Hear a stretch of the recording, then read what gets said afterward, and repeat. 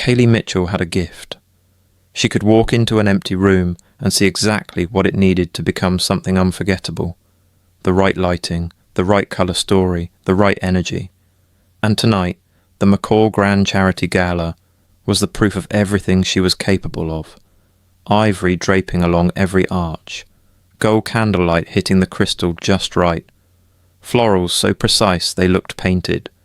Every detail in that ballroom came from her mind, her hands, her late nights. She had given Elijah McCall 3 years of that gift, for free, out of love. She smoothed the front of her dress and moved through the crowd with her glass, proud. She was heading toward the terrace when she heard Elijah's voice, drifting through a cracked side door. She stopped. "She's been useful, Mother. I'll give her that." Vera McCall's response came without hesitation. "Useful isn't the same as suitable, Elijah. You know that. Camille's family has the connections we need. She understands this world." A pause. "Kaylee is a sweet girl, but she's too much. Too loud. Too big. Too—" Vera let the sentence trail off, like she didn't even need to finish it. Elijah didn't argue. Not once. Kaylee stood there, hand flat against the wall, and felt the last 3 years rearrange themselves into something she didn't recognize. Every gala, every redesign, every time she made her achievement smaller, so his could look bigger. She turned to leave before her face could betray her. And then the camera flash went off from across the room, aimed at Camille, who was twirling in the emerald silk gown Kaylee had designed 2 months ago, under the excuse of a surprise project. Her gown, on her replacement. She walked straight for the exit. She collided with the chest, solid and immovable. Strong hands steadied her by the shoulders. She looked up into the face of a man she had never seen at any McCall event. Dark hair, jaw sharp and clean. Black tuxedo, no tie. He wasn't looking at her like she bumped into him. He was looking at her like he'd been watching the whole time. "You did an amazing job styling this hall," he said. She blinked. "Excuse me." Giovanni Romano. He reached into his breast pocket and held out a card, clean, black, embossed in gold. "I have a flight to Milan in 48 hours. I want you on it, not as a guest, as the creative lead of my international launch." Kaylee stared at the card, then at him. "I'm confused. Do you go around inviting people on your plane? I know your work."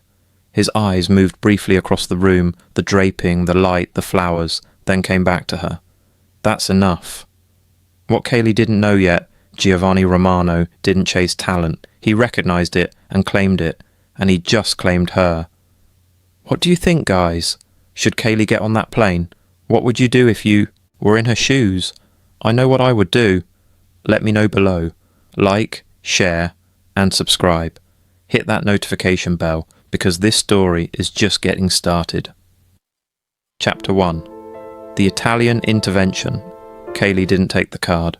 She stared at it for a moment, then stepped around Giovanni Romano like he was just another man in a tuxedo at a party full of them, and kept walking toward the exit. She had bigger things falling apart tonight than a stranger's business proposition. The coat check line was empty. Good. She handed over her ticket, kept her eyes forward, and told herself she was fine. She wasn't crying. She wasn't going to cry. Not here. Not in a room she built.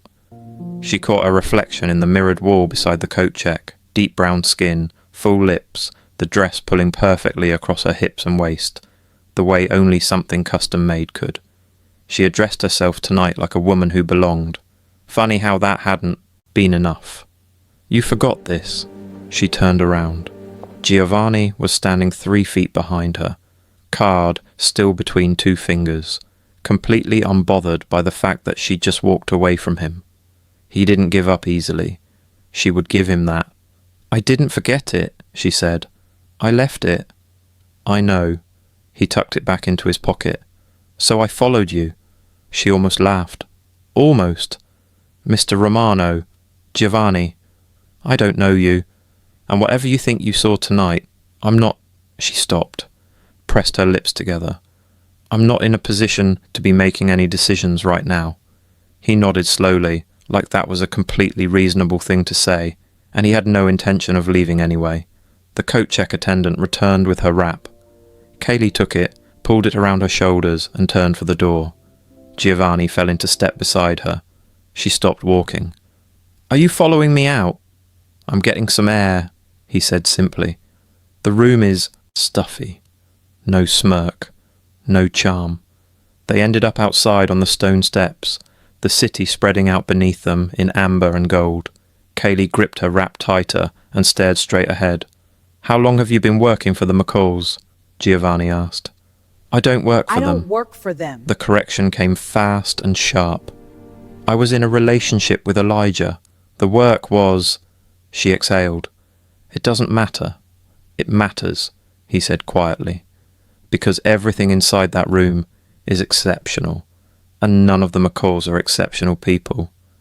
Up close, he was harder to dismiss, not because of how he looked, but because of how steady he was. He wasn't trying to impress her. He wasn't acting like he was concerned. He was just saying what he saw. "How do you know them?" she asked. "Business. Some time ago, they approached the Romano Lux Group about a partnership." A pause. "We declined." "Why?" "Because they had no original vision. Everything they presented Andy borrowed or bought." His eyes moved to her briefly. "Now I can see where it was coming from." Kaylee felt that land somewhere quiet in her chest. She didn't respond. "I'm launching Romano Lux internationally in 6 months," Giovanni continued. "Milan first, then Paris, Dubai, New York. I need a creative director who can build a visual identity that travels, something that feels like luxury without looking like every other luxury brand. And you want me. I want the person who turned a McCall charity gala into something people will remember for 5 years." He glanced at her. "I believe that's you. That's why I'm talking to you." She was quiet for a moment, jaw tight. The sounds of the gala leaked faintly through the venue doors. Music, glasses, the low hum of people who had no idea her whole world had just shifted. Then the doors swung open behind them. Elijah's voice carried out before he did. Loud, easy, the laugh he used when he wanted a room to notice. Him. Kaylee went completely still. Giovanni didn't move, but something in his posture shifted, subtle, like a door closing. He stepped just slightly to the left, angling himself between her and the entrance without making a production of it. Elijah and 2 of his friends spilled out onto the steps, not even looking in their direction, and moved toward the valet. Kaylee exhaled slowly. "That's not how this works. You don't just offer someone a job like this." "I do," he said, without arrogance, just the fact. "I've been building Romano Lux for years. The only times I've moved slowly on a decision, I've regretted it. The times I moved on instinct, I didn't." She looked down at her hands, the same hands that had pinned that emerald fabric, sketched those centerpieces, arranged every flower in that ballroom by height and variety and light absorption for free. For a man who just called her too much and signed Camille's name into the space where hers used to. "I don't have a portfolio with me," she said quietly. "I don't need one. I'd need to review any contract before I agreed to anything." Giovanni reached back into his breast pocket. This time it wasn't a card. It was a folded document, clean and formal, with the Romano Lux letterhead across the top. She stared at it. "You already drew up a contract. I drew it up before coming here. I actually came here for you," he said, "before I walked into that room. I'd heard your name connected to the McCall brand twice in the last year from people I trust. Tonight confirmed it. You came here for me, specifically. I came here to see if the rumours were true." He held the document out. "They were." Kaylee took it this time. She didn't open it. She just held it, staring at the embossed gold lettering on the header, feeling the weight of it, not the paper, but what it meant. Someone had seen her work and come looking. Not for the McCalls, for her. "The flight leaves Friday morning," Giovanni said. "That gives you 2 days. That should be enough time to think about it." She folded the contract carefully and slid it into her clutch. "I'll read it tonight," she said. "Take your time," he said. But Kaylee, he said her name like he'd said it before, easy and certain. Don't let them make you small on your way out. You built that room. Leave like it. She straightened her shoulders, let the wrap fall open, and walked down those steps like every inch of the city belonged to her. She didn't look back, but she heard him stay there until she was gone. Chapter 2. Building the Empire. Kaylee read the contract twice. She was sitting at her kitchen table at 2 a.m, with a cold cup of tea beside her, and Elijah's name still lighting up her phone like he hadn't just erased her from his life a few hours ago. She didn't answer. Creative Director, Romano Looks International Launch. 6 months, renewable, full creative, authority, a studio in Milan. A budget that made her read the number multiple times just to be sure she wasn't hallucinating. She thought about Vera's voice through that cracked door, about 3 years of late nights and early mornings that had never once had her name attached to them. She picked up the pen and signed. Then she went to pack. Giovanni's plane was nothing like she expected. No gold fixtures, no performance, just clean cream leather, dark wood panelling, and a small desk already set up with folders and a laptop. The kind of setup that said this man worked everywhere he went and wasted no time getting stuff done. He was already seated when she boarded, jacket off, sleeves rolled. He stood the moment she stepped in, lifted her carry-on out of her hand before she could adjust her grip, and stored it above without a word. He poured her a coffee, set it in front of her, and went back to his papers. No small talk, no performance, just the soft engine. And the city lights dissolving beneath them as the plane climbed. Kaylee wrapped both hands around the cup and stared out the window. She had 2 suitcases, her full portfolio, and a voice note sent to her best friend that she still didn't know how to explain. What she didn't have was a single regret about leaving. That surprised her. An hour in, she set her cup down. "Can I ask you something?" "Yes."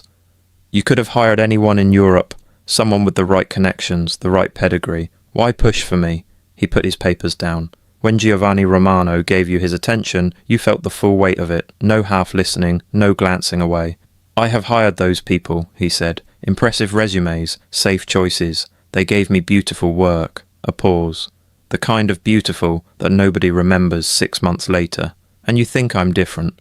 I think being underestimated for long enough either breaks a person or sharpens them into something nobody sees coming." His eyes held hers. "You don't look broken to me." Kaylee turned back to the window before he could see what that did to her face. Outside, the sky was shifting, dark blue softening into the first pale gold of morning.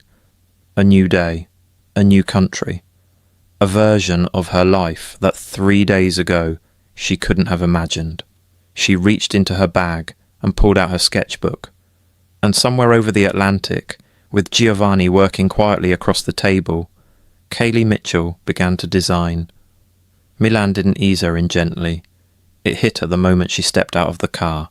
Wet cobblestones, the smell of espresso and old leather, light so golden it made everything look deliberate, like the city had been styled on purpose and had been for centuries. The Romano Lux headquarters was understated in the way that only truly confident things could be. Clean stone facade, a brushed gold plaque beside the door. No need to announce itself. The studio on the 3rd floor had north-facing floor-to-ceiling windows, a long work table down the centre, and moodboard walls on either side, empty and waiting. Kaylee stood in the middle of it and felt something shift in her chest. "This space is mine?" she asked. "Everything in this room is yours," Giovanni said from the doorway. "Your team starts Monday. And what are you expecting me to create?" "I'm not expecting anything specific." He leaned against the doorframe. "I want to know what luxury looks like through your eyes. Not what you think I want, not what's been done before. Yours." She studied him. 3 years with Elijah had trained her to find the catch. The moment the compliment tightened into a leash, she didn't find one. "Final say on every visual," she said. "No marketing overrides without coming through me. Already in your contract. And I need good coffee." "I'm hurt. Do you think we serve bad coffee here?" He smiled. She liked how he looked. "You should smile more, Mr. Grumpy. It suits you. And then he was back to his grumpy look. The next 2 weeks were the hardest she'd worked in years, and the first time hard work had ever felt like it belonged to her. She pulled references from Milan, Lagos, Harlem, Havana, Seoul. She wasn't chasing a single aesthetic. She was chasing a feeling, something that moved across borders without apologizing for where it came from. One night, deep into her 3rd week, she hit a wall, sat in front of the mood board at 9 p.m, with nothing left in her, and the creeping thought that maybe she'd oversold herself. Maybe Giovanni had picked the wrong woman, and it was only a matter of time before he figured that out. She didn't hear him come in. A fresh espresso appeared at the corner of her table. She looked up. Giovanni stood a few feet back, hands in his pockets, studying the board.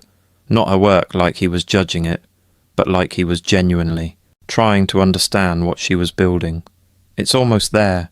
Keep up the good work," he said quietly. Not reassurance, an observation. He left without waiting for a response. She turned back to the board, picked up her pen, and by midnight she had it. She called it unedited luxury.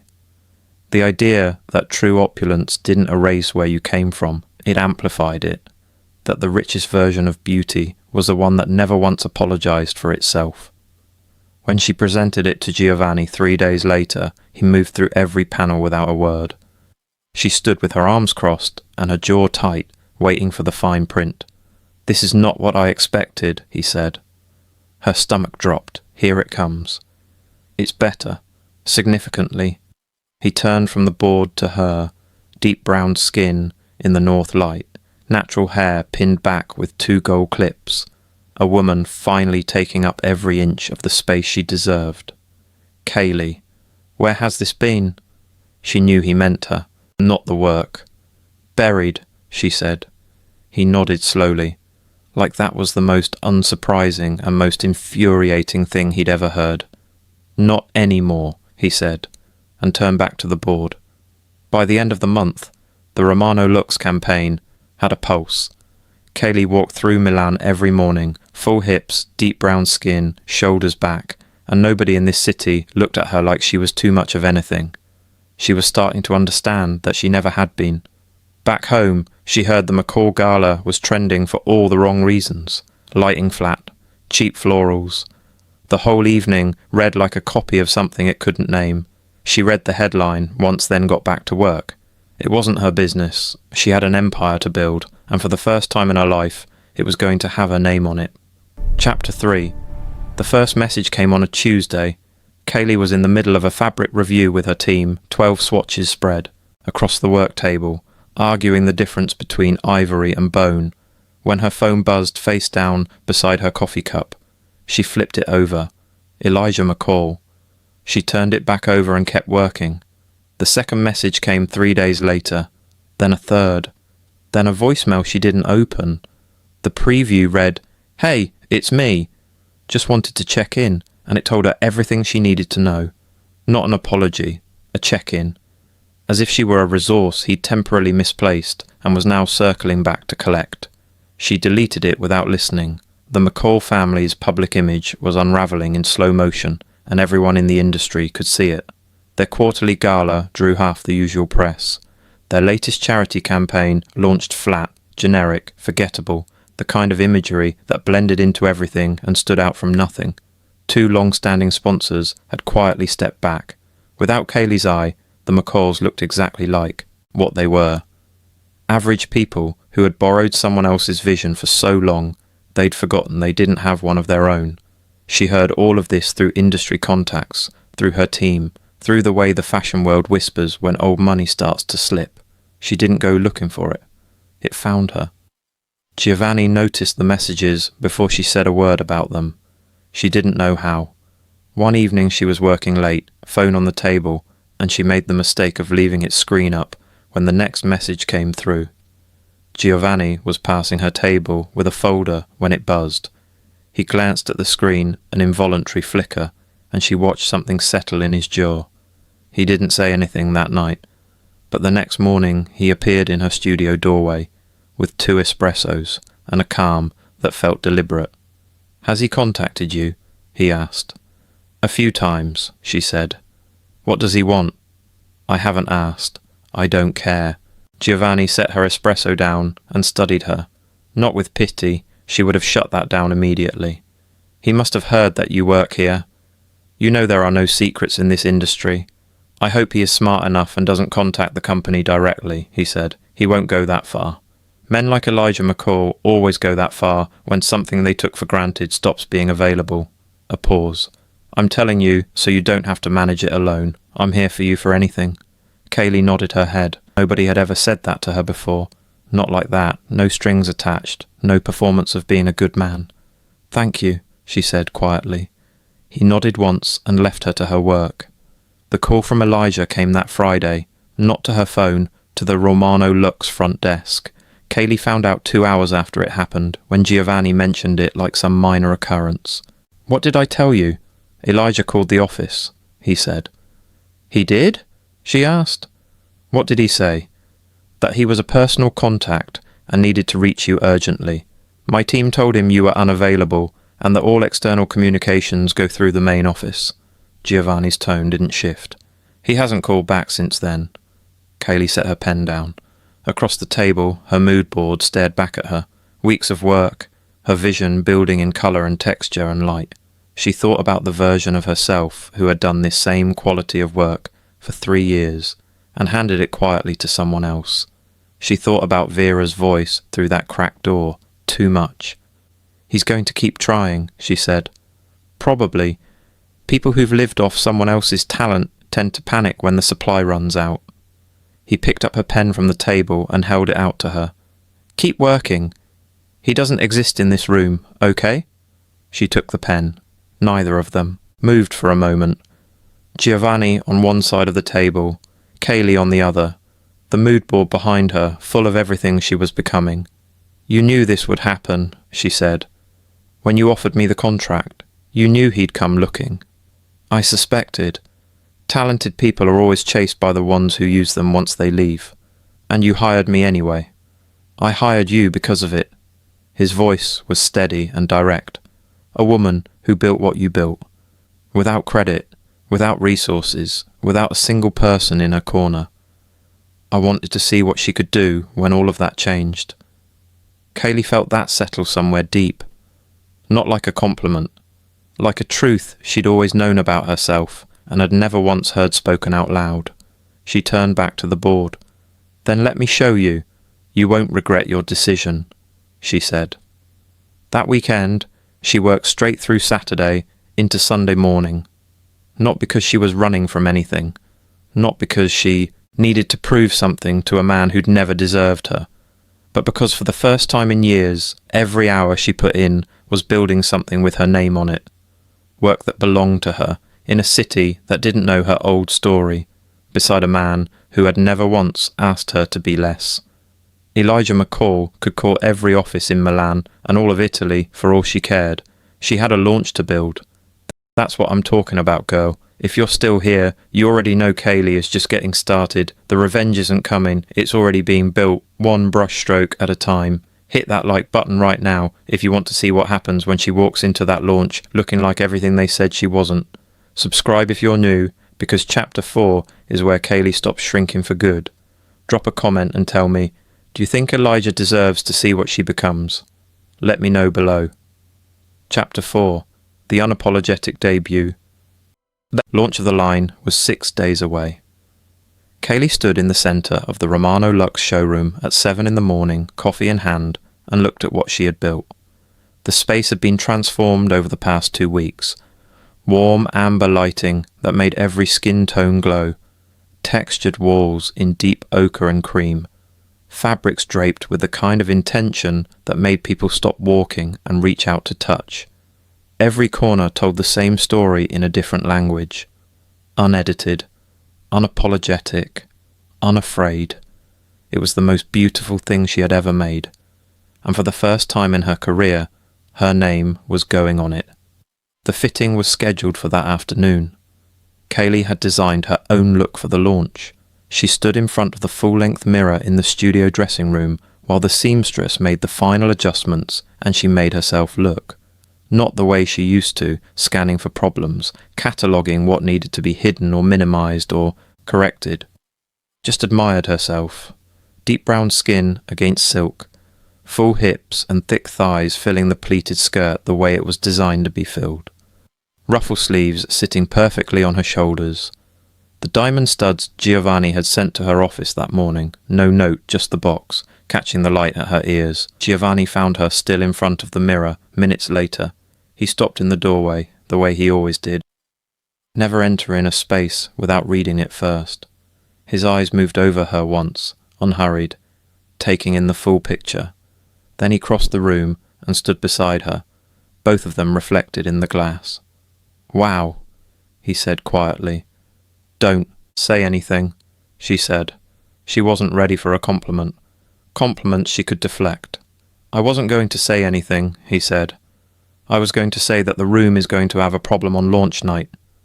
She raised an eyebrow. "What happened? Everyone is going to be looking at you instead of the collection." She laughed before she could stop herself. A real one, sudden and unguarded, and she watched it happen in the mirror. The way her whole face opened up. The way she looked for just a second, like a woman who had forgotten to be careful. Giovanni watched it too, and said nothing, because some things didn't need commentary. "I keep waiting for the part where I feel like I don't belong here," she said, when the laugh had settled. "Does it come?" "Less every day." He nodded slowly. "Good. That's the idea." "I used to think they were right," she said. The words came out quieter than she intended. Elijah, Vera. I used to think that somewhere, underneath all their cruelty, there was a truth. That I actually was too much, too loud, too visible. That I should focus on others.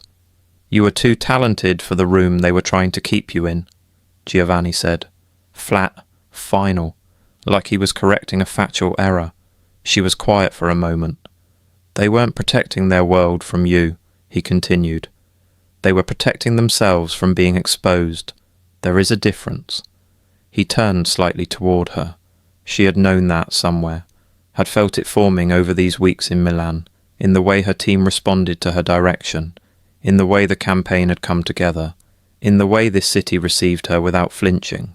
But hearing it said out loud, by a man who had nothing to gain from saying it, made it land differently, made it real. She straightened her shoulders, let the silk settle, looked at the woman in the mirror, full-figured, dark-skinned, brilliant, and 6 days away from standing in the middle of her own masterpiece. "I want to make one change to the gown," she said. "What might that be?" She reached up and unpinned her hair. Let it fall, full and natural, the way she'd been wearing it in the studio for weeks, the way she'd stopped hiding it somewhere between the plane and the first mood board approval. "No pins," she said. "No sleek updo. No making myself smaller to fit the room." She met her own eyes in the mirror. "The room fits me now." Giovanni said nothing, but in the mirror she could see it, the quiet, certain satisfaction of a man watching someone finally arrive at themselves. That evening, Kaylee sat at her work table with the final launch checklist and went through every item with a red pen. Lighting, done. Florals, done. Talent briefed, done. Press list confirmed, done. She paused at the last line. VIP guest approvals, final sign-off required. She picked up the pen. Somewhere in that city, the McCalls were probably getting dressed for someone else's event, trying to hold together an image that was coming apart at every seam without her hands to stitch it back up. Let them. She initiated the list, capped her pen, and closed the folder. 6 days. Then the world was going to see exactly who Kaylee Mitchell was. Not the woman who worked in the background, not the woman who made other people shine while she stood in the shadows. The woman who built the empire. Chapter 5. The Velvet Rope Revenge. The night of the Romano Luxe launch, Milan dressed up. The streets outside the venue were lined with press, the kind of photographers who didn't shoot just anyone, who waited for the moments that mattered and knew the difference. Cars pulled up in a steady rhythm. Guests in their finest moved through the entrance like they understood the assignment. Inside, the room was everything Kaylee had promised it would be.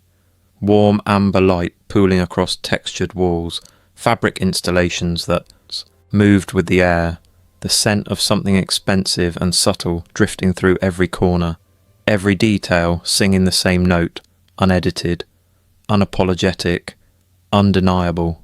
Kaylee stood at the top of the entrance steps and looked out over the room she had built, hair full and unpinned, diamond studs at her ears, and felt something she hadn't felt in a very long time. Peace. Giovanni found her there before the doors opened to the full guest list. He came up beside her quietly, the way he always did, no announcement, no performance. Dark suit, black shirt, open one button at the collar, the kind of effortless that took real confidence to pull off. He stood next to her and looked out at the room the same way she was looking at it. Neither of them spoke for a moment. "You did this," he said. "I did this, but I had a teeny tiny help from you," she replied, and they both laughed. She didn't tease him about being grumpy this time. "You should be proud of yourself. Tonight, Kaylee." She had heard those words before from other people. They had always slid off her, deflected by the habit of making herself small. But coming from Giovanni, standing in the middle of what she had created, they landed somewhere they couldn't be argued with. "I am," she said, and meant it for the first time. He held her gaze for one beat longer than necessary, something passing between them that neither of them reached for yet, but both of them felt. Then his hand moved to the small of her back, light and certain, and he guided her toward the entrance. "Come. They're ready for you." She didn't pull away. The launch was an hour in, and already the room knew it was witnessing something. Press clustered around the installations. Industry names who had seen everything were pulling out their phones. Kaylee moved through the space checking details, speaking with her team, and every time she turned around there was another conversation being had about who had built this and how. Her name was in every one of those conversations. She was standing near the main entrance talking to the Romano Lux head of press when she saw them. Elijah first, then Vera, one step behind, dressed impeccably. They were at the door, speaking to the front of house coordinator, a young woman named Sophia, who Kaylee had personally briefed on the guest list 3 days ago. Kaylee watched Sophia check her tablet, then look up with the particular expression of someone delivering news the recipient wasn't going to like. She excused herself from the conversation she was in and walked to the entrance, slowly, deliberately, the skirt moving with every step. "Kaylee." Elijah's voice when he saw her, surprised, then quickly rearranged into something warmer. Practiced. "Wow, you look incredible." She didn't thank him. "There seems to be some confusion about our invitations," Vera said, her tone carrying the particular authority that she remembered. "We're personal contacts of the Romano family." "You're personal contacts of the Romano Lux Group," Kaylee said. "There's a difference." She reached out and took Sophia's tablet, scrolled without hurry. "I finalised this guest list personally. Your names aren't on it." Vera's chin lifted. "Surely there's been an oversight." "There hasn't, ma'am." Kaylee handed the tablet back to Sophia. "The list is exactly as I intended it." Elijah stepped slightly forward, lowering his voice. "Kaylee, come on. We go back. You know us." "I do know you," she said. And her voice was even, unhurried, carrying none of the anger she might have expected to feel. Just clarity. "I know exactly who you are. That's why you're not on the list." For a moment nobody moved. Vera's expression cycled through several things: disbelief, indignation, and finally something that looked uncomfortably close to the recognition that she had miscalculated badly. Elijah opened his mouth. "The answer is no," Kaylee said, before he could find the words. "Have a good evening." She turned and walked back into the room, back into the light, back to enjoy the space she had built. She didn't look back. Giovanni was waiting near the centre installation when she returned. He had seen it. She could tell from the way he looked at her, not with surprise, but with something quieter. Something that had been building since the plane, since the studio, since every late night and early morning they had spent building this together. "How do you feel?" he asked. She considered the question. The honest answer was that she felt lighter than she had in years. Like something she'd been carrying for so long she'd forgotten it was there had simply been set down. "Free," she said. Giovanni nodded slowly. Then, without ceremony, he reached out and took her hand. Not for the room, not for the press, or the photographers, or the industry names watching from every corner, just for her. "Good," he said quietly. "You deserve to be free." She looked down at their hands. His thumb moved once across her knuckles, a small thing, unhurried and deliberate, and she felt it everywhere. She didn't pull away. Around them, the room hummed, with everything they had created together. Somewhere behind her, she knew the McCalls were getting into a car and heading back to a world that was shrinking without her in it. And here, in the middle of her own masterpiece, Kaylee Mitchell stood with her hand in Giovanni Romano's and understood for the first time what it felt like to be exactly where she was supposed to be. Chapter 6. Chosen and Cherished. The speeches were scheduled for 10 o'clock. By 9:50, the room had filled to capacity. Press, buyers, industry names, the kind of crowd that didn't assemble for just anything.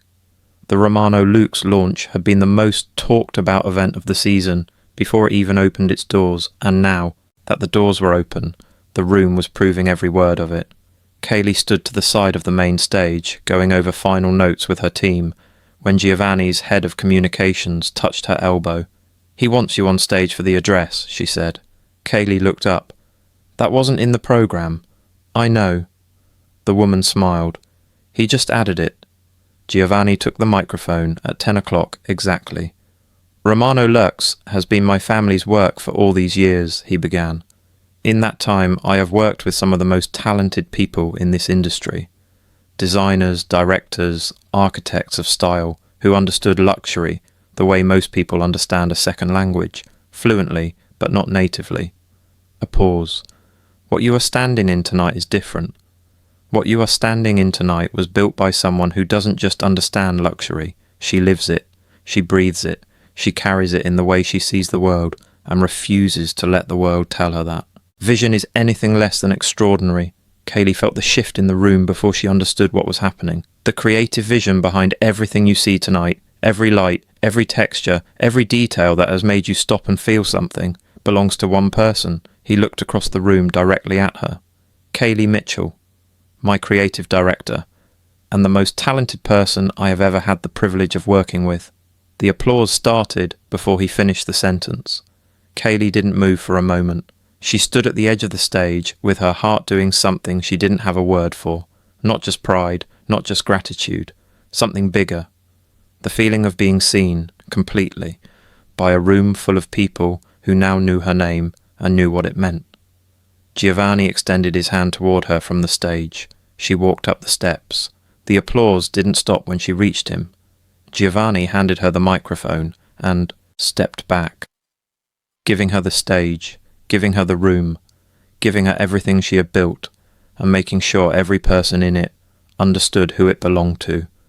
She looked out at the crowd, at the installation walls she had designed, at the lighting that fell exactly the way she had specified, at the room that had started as an empty floor plan and a brief and had become, through her hands and her vision, something people would talk about for years. "I spent a long time making beautiful things for other people," she said. Her voice was steady. "Rooms like this one, events like this one, work I was proud of, that I never once put my name on." The room was completely silent. "Someone told me recently that being underestimated for long enough either breaks you or sharpens you into something nobody sees coming." She glanced briefly at Giovanni. "I'd like to think I chose the second one." The room responded, warmth and laughter and applause rolling through it, like a wave. She handed the microphone back, and when she turned, Giovanni was right there, close enough that she had to look up to meet his eyes. "Well done," he said quietly. "Just for her. You didn't warn me. What if I couldn't do it? She said. Looks like you handled it well from where I'm standing.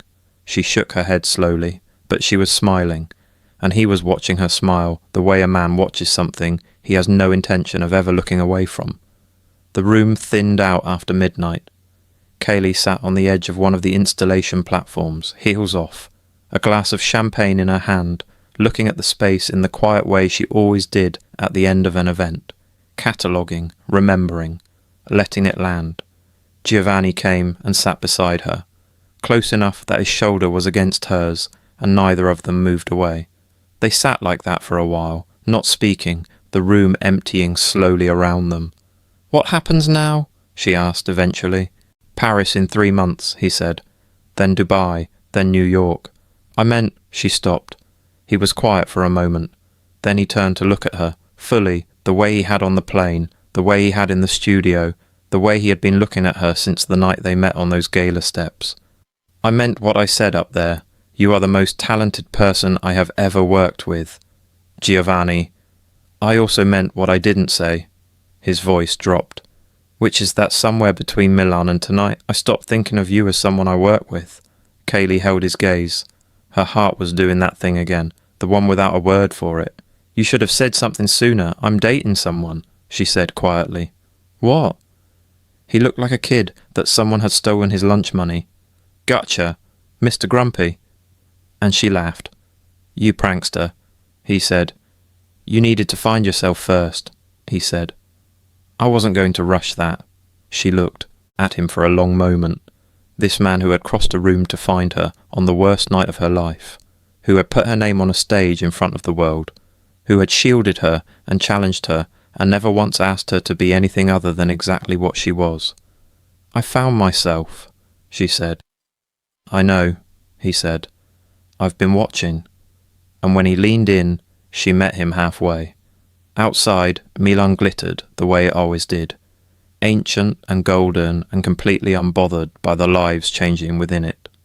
Inside, in the room she had built, Kaylee Mitchell sat in the quiet with the man who had chosen her, not despite everything she was, but because of it, and understood something she should have known years ago. She had never been too much. She had simply been waiting for someone big enough to hold her, and he had been worth every single wait. And that, right there, is what it looks like when a woman finally gets everything she was always worth. If this story found you at the right time, share it with someone who needs to hear it, and if you like the little jokes I added, drop a comment and tell me, hit that subscribe button because the next story is already coming, and trust me, you don't want to miss it. And remember friends, the right one will never ask you to be less.